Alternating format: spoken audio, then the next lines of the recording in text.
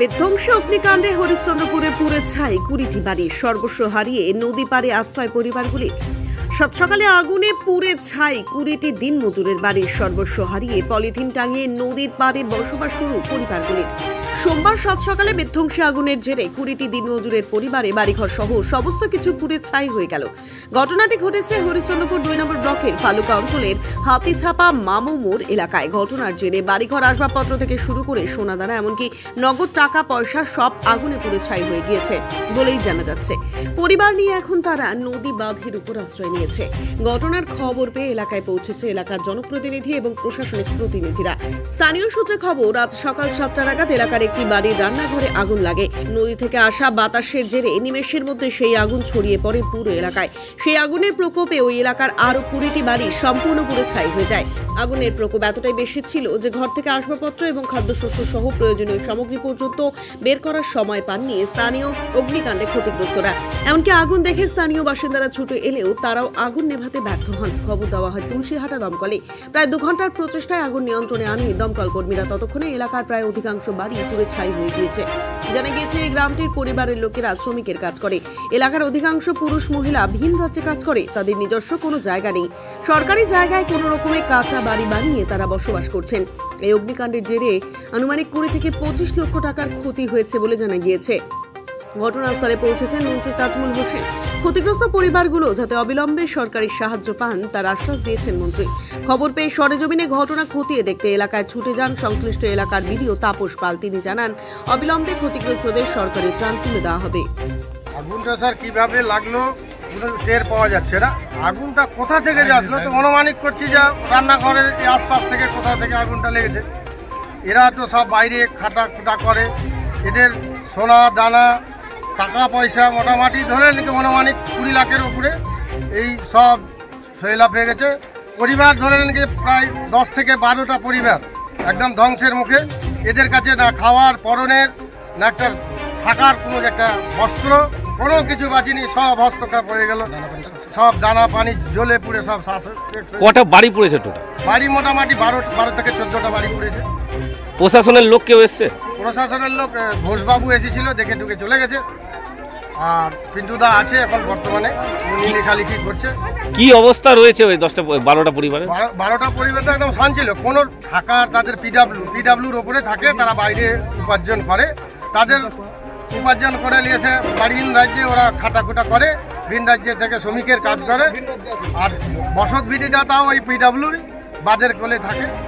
এইবারে জীবনযাপন করে এরা, বাইরে থেকে খেটে ভিন রাজ্যে থেকে খেটে খুটে নিয়ে আসে।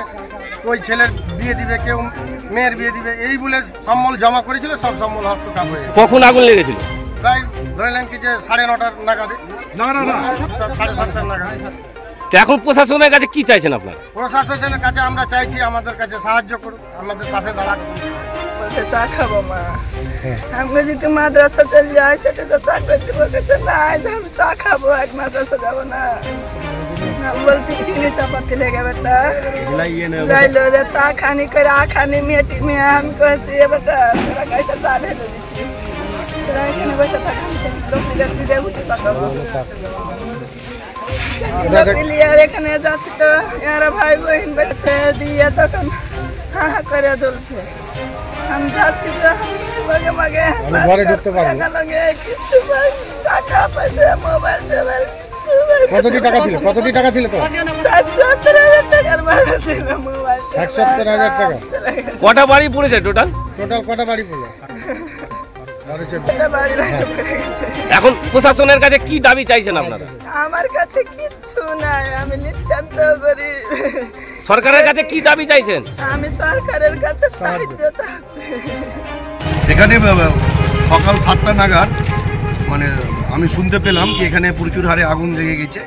আমার ওয়ার্ডের কিছু গরিব নিরীহ শ্রেণীর মানুষেরা এখানে মহানন্দা মাস্টার প্ল্যানের পাশে বাঁধের পাশে বসবাস করে এবং তারা খুব নিরীহ গরিব এবং দিন খাটের দিন মজুরের। ওরা কি পড়ে যায় শ্রমিক? হ্যাঁ, ওরা পড়ে যায়, দিন জীবন করে। এবং আমি 7টার সময় শুনতে পেলাম কি ওই ভুট্টার খড়ি নিয়ে রান্নাবান্না করছিল তারা, এইগুলি দিয়ে গ্যাসপ্লিট হয়ে প্রায় 11টা বাড়ি পুড়ে প্রায় ছাই হয়ে গেছে। কত লক্ষ টাকা ক্ষয়ক্ষতি হয়ে যাবে? আমি এটা শুনতে পেলাম ওখানে ওদের বাড়িতে পুরো সোনা দানা এবং টাকা পয়সা বাইরে থেকে এসেছিল, হ্যাঁ, ইনকাম বিকাম করে দিয়ে টিয়ে প্রায় 20 লক্ষ মতন টাকা।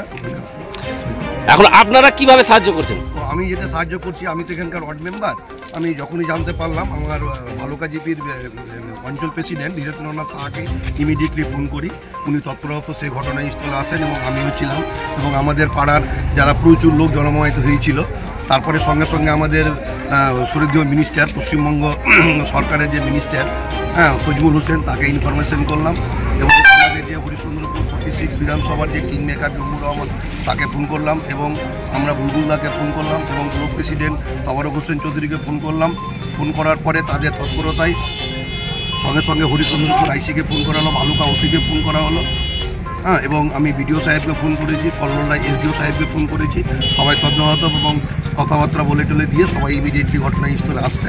হ্যাঁ, আমি একটাই জিনিস চাইব, আমি এবং অঞ্চল প্রেসিডেন্ট, মানে আমরা তো গভর্নমেন্টের অ্যাকচুয়ালি জনপ্রতিনিধি হিসাবে আছি এবং আমরা তো গভর্নমেন্টের লোক। আমি আমাদের মন্ত্রী সাহেবকে এবং আমাদের রাজ্যের মাননীয় মুখ্যমন্ত্রীকে আমি একটাই অনুরোধ করব যে দুস্থ পরিবার এখানে যে পুড়ে আজকে আগুন লেগে যে রাইছাই হয়ে গেছে, তাদের পাশে আমাদের পশ্চিমবঙ্গ সরকার ভালোভাবে দাঁড়াক এবং তারাকে, হ্যাঁ, দুহাত তুলে এবং প্রচুর হারে সাহায্য করে।